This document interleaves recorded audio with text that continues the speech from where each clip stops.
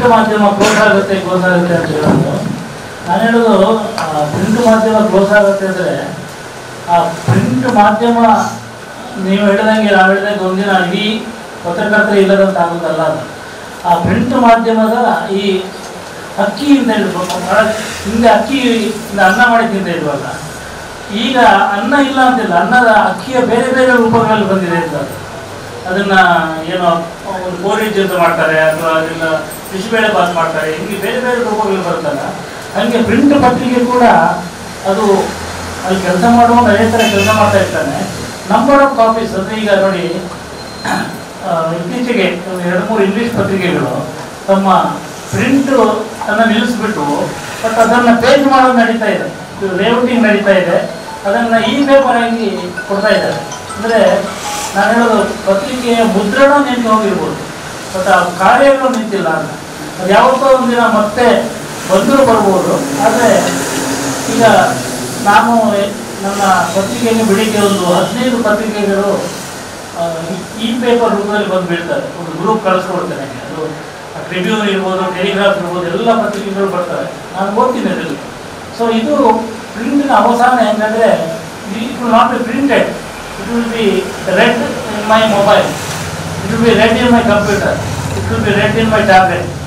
ನಾನು ಒಬ್ಬ ಸ್ನೇಹಿತರ ಮನೆಗೆ ಹೋದಾಗ ನೋಡಿದ್ರೆ ಅವ್ರು ಬೆಳಿಗ್ಗೆ ಪೇಪರ್ ಹೆಂಗೆ ಹೋಗ್ತಾರೆ, ಅವ್ರ ಅಡುಗೆ ಮನೆಯಲ್ಲಿ ಒಂದು ಹೊಸ ಫ್ರಿಜ್ ತಂದಿದ್ದಾರೆ. ಆ ಫ್ರಿಜ್ನ ಸೈಡಲ್ಲಿ ಒಂದು ಡಿಜಿಟಲ್ ಡಿಸ್ಪ್ಲೇ ಇದೆ, ಅವರು ಅದರಲ್ಲಿ ಪೇಪರ್ ಓದ್ತಾ ಇರ್ತಾರೆ. ಆ ಪೇಪರಲ್ಲಿ ಬಂದಿರುತ್ತೆ ಅವರಿಗೆ. ಅಲ್ಲಿ ಅಂದರೆ ಅದು ನಮ್ಮ ಪತ್ರಿಕೆಯ ಡಿಸೈನರ್ ಕನ್ನಡಪ್ರಭನೇ ಬರುತ್ತೆ, ಬಟ್ ಅಲ್ಲಿ ಓದ್ತಾ ಇರ್ತಾರೆ. ಅವರ ಮನೆಯಲ್ಲಿ ಪೇಪರ್ ಇರಲ್ಲ ಅಷ್ಟೇ.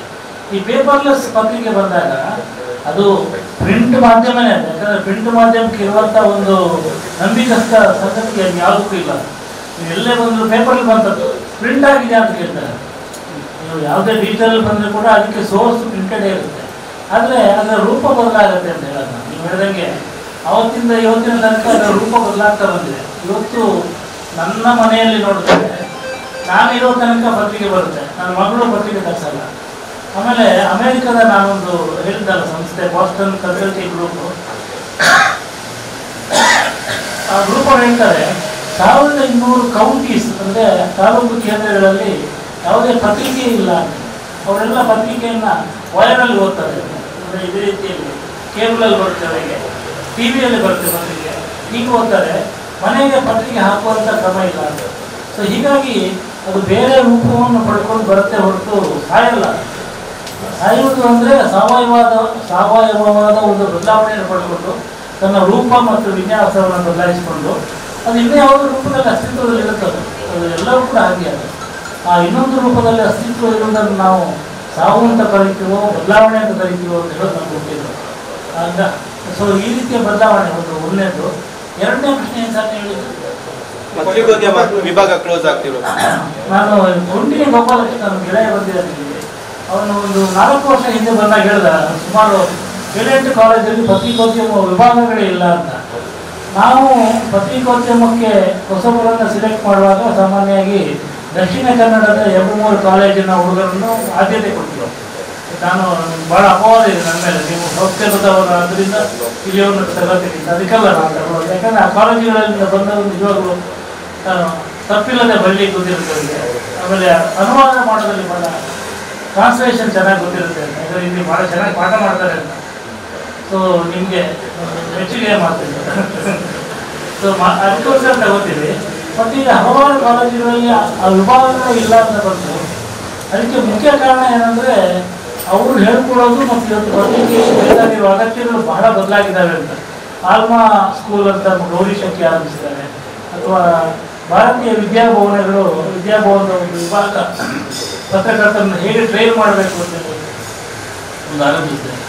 ಹಿಂದೆ ಇಂಡಿಯನ್ ಎಕ್ಸ್ಪ್ರೆಸ್ಸಲ್ಲಿ ಏಷ್ಯನ್ ಸ್ಕೂಲ್ ಆಫ್ ಜರ್ನಲಿಸಮ್ ಅಂತ ಒಂದು ವಿಜಯ ಜಾರ್ಜ್ ಅಧ್ಯಕ್ಷರಾಗಿದ್ದರು, ಅವ್ರು ಹೇಳ್ಕೊಡ್ತಾ ಇದ್ರು. ಅಂದರೆ ಇವತ್ತು ಪತ್ರಿಕೋದ್ಯಮದ ರೀತಿ ನೀತಿಗಳು ಬದಲಾಗಿದೆ. ನಾವು ಪತ್ರಿಕೋದ್ಯಮ ಉಗಮ, ಆರಂಭ, ಚರಿತ್ರೆ ಇದೆಲ್ಲ ಬೇಕಾಗಿಲ್ಲ. ಇವತ್ತು ಅವನು ಬಂದರೆ ನಾಳೆಯಿಂದಲೇ ಡೆಸ್ಕಲ್ಲಿ ಅವನಿಗೆ ಪೇಜ್ ಮಾಡೋಕ್ಕೆ ಗೊತ್ತಿರಬೇಕು. ಹಾಗಾಗಿ ಹೊಸ ಕ್ವಾರ್ಕ್ ಎಕ್ಸ್ಪ್ರೆಸ್ ಗೊತ್ತಿರಬೇಕು, ಇನ್ಡಿಸೈನ್ ಗೊತ್ತಿರಬೇಕು. ಈ ರೀತಿಯ ನಿರೀಕ್ಷೆಗಳು ನಾವು ಇಟ್ಕೊಂಡಿರ್ತೀವಿ. ಅದಕ್ಕೋಸ್ಕರ ಅವನು ಟ್ರೈನಿಂಗ್ ತಗೊಂಡು ಬಂದರು, ತಗೊಂಡು ಬರದೇ ಇದ್ದರು, ಅವರನ್ನು ನಾವು 15 ದಿನ ಟ್ರೈನಿಂಗ್ ಕೊಡ್ತೀವಿ. ಅವ್ರು ಇಂಟರ್ವ್ಯೂ ಆಗಿ ಬಂದಾಗ ಅವ್ನು ಕರೀತಾರಲ್ಲ, ಅದು ನಮಗೆ ಬಹಳ ಮುಖ್ಯ ಅಂತ ಅನಿಸುತ್ತೆ. ಹೀಗಾಗಿ ಅವ್ನು ಯಾವುದೇ ನಾವು ಅರ್ಜಿ ಕರೆಯುವಾಗಲೇ ಯಾವುದೇ ವಿಭಾಗದಿಂದ ಪದವಿ ಅಂತ ಹೇಳ್ತೀವಿ, ಪತ್ರಿಕೋದ್ಯಮದ ಪದವಿ ಸೊ ಯಾವುದೇ ಡಿಗ್ರಿ ಇದ್ದರೂ ಅವನನ್ನು ಪಳಗಿಸ್ಬೋದು ಅಂತ. ಪತ್ರಿಕೋದ್ಯಮಕ್ಕೆ ಬೇಕಾದಾಗಿ ಮಾಡ್ಬೋದು. ಅವನಿಗೆ ಒಂದನ್ನು ರೈಟಿಂಗ್ ಎಬಿಲಿಟಿ ಇರಬೇಕು ಅಂತ. ಹಿಂದೆ ಅದೇ ಇತ್ತು. ನಾವು ಪತ್ರಿಕೆಗೆ ಹೋದಾಗ YMK ಅಂತ ನಮ್ಮ ಗುರುಗಳಿದ್ರು, ಅವರು ಇಂಜಿನಿಯರಿಂಗ್, ಅಥವಾ GS ಸದಾಶಿವ ಅಂತಿದ್ರು, ಅವರು ಸೈನ್ಸ್ ಪದವಿದರು. ಅವ್ರಿಗೆ ಬರೀಲಿಕ್ಕೆ ಗೊತ್ತಿತ್ತು. ಯಾರಿಗೆ ಅಕ್ಷರ ಬರೀಲಿಕ್ಕೆ ಬರುತ್ತೋ, ಯಾರಿಗೆ ತಪ್ಪಿಲ್ಲದೆ ತರ್ಕಬದ್ಧವಾಗಿ ಬರೀಲಿಕ್ಕೆ ಬರುತ್ತೋ ಅವ್ರು ಪತ್ರಕರ್ತರಾಗ್ಬೋದು ಅಂತ. ಇವತ್ತು ಮತ್ತೆ ಅದಕ್ಕೆ ಬಂದಿದ್ದೀವಿ ಅಂತ ಅನಿಸುತ್ತೆ ನನಗೆ. ಈ ಟಿ ವಿಲಿ ಬೇಕಾದ್ರೆ ಅವ್ರಿಗೆ ಚೆನ್ನಾಗಿ ಕೆಳಗಿನ TV ಭಾಷೆ ಗೊತ್ತಿರಬೇಕು ಅಂತ. TV ಭಾಷೆ ಅಂತ ಗೊತ್ತಾಗಬೇಕು. ಬ್ರೇಕಿಂಗ್ ನ್ಯೂಸ್ ಕೊಡುವಾಗ ಒಂದು ಭಾಷೆ, ಅದನ್ನು ಯಾರು ಬೇಕಾದ್ರೂ ಯಾರು ಬರೀತಾರೋ ಅವ್ರನ್ನ ಹುಡ್ತೀವಿ ನಾವು. ಎಲ್ಲಿ ಹುಡ್ತೀವಿ ಅಂದರೆ ಸೋಷಿಯಲ್ ಮೀಡಿಯಾದಲ್ಲಿ ಅವರು ಯೂಟ್ಯೂಬಲ್ಲಿ ಹಾಕಿರ್ತಾರೆ, ಇಲ್ಲಿ ಭಾಳ ಚೆನ್ನಾಗಿ ಬೈದಿದ್ದಾರೆ ಇವತ್ತು ಈ ಥರದ್ದು, ಭಾಳ ಚೆನ್ನಾಗಿ ಟ್ರೋಲ್ ಮಾಡಿದ್ದಾರೆ ಇವತ್ತು ಅವರನ್ನು. ಈ ಥರದ ಒಂದು ಸ್ಕೂಲ್ಗಳು ಬೇರೆ ಬೇರೆ ಸ್ಕೂಲ್ಗಳು ಶುರುವಾಗಿದ್ದಾರೆ. ಅಲ್ಲಿಂದ ತಗೊಳ್ತೀವಿ ಹೇಳೋದ್ರೆ ಆಯ್ಕೆಯ ವಿಧಾನ ಬದಲಾಗಿದೆ. ಒಳ್ಳೆ ಕಥೆಗಾರನ ಮಕ್ಕಳಿದೆ ಅಂದರೆ ಫೇಸ್ಬುಕ್ಕಲ್ಲಿ ಕತೆ ಬರೆದಿದ್ದಾರೆ ನಾವು ನೋಡ್ತೀವಿ. ಮುಂಚೆ ಸಂಕಲನ ನೋಡ್ತಾ ಇದ್ವಿ, ಈಗ ಸಂಕಲನ ಓದಕ್ಕೆ ಹೋಗ್ತೀವಿ. ಫೇಸ್ಬುಕ್ಕಲ್ಲಿ 4 ಒಳ್ಳೆ ಕವನ ಬರ್ತಿದ್ದೆ, ಅವನನ್ನು ದೀಪಾವಳಿಗೆ ಒಂದು ಕವನ ಬರ್ತಾನೆ, ಈಸಿ ಸರ್ಚಿಂಗ್ ಅದು ಶುರುವಾಗಿದೆ. ಅಲ್ಲಿ ಸಿಗ್ತಾ ಹೋಗುತ್ತೆ. ಆಮೇಲೆ ಸಿನಿಮಾಗಳಲ್ಲಿ ಕೂಡ ಯಾರು ಈ ಟಿಕ್ ಟಾಕ್ ಮಾಡಿ ಭಾಳ ಚೆನ್ನಾಗಿ ಬಿಡ್ತಾರೆ ಅವ್ರು ತಗೊಳ್ತಾರೆ. ಮೇಘಾ ಶೆಟ್ಟಿ ಅವರು ನಟಿಯಾಗಿದ್ದೇ ಟಿಕ್ ಟಾಕ್ ಇದ್ದರೆ, ಟಿಕ್ ಟಾಕಲ್ಲಿ ನೋಡಿ ಅವರು ಹೀಗೆ ಹುಡುಕುವ ಮೂಲಗಳು ಬದಲಾಗಿವೆ ಅಂತ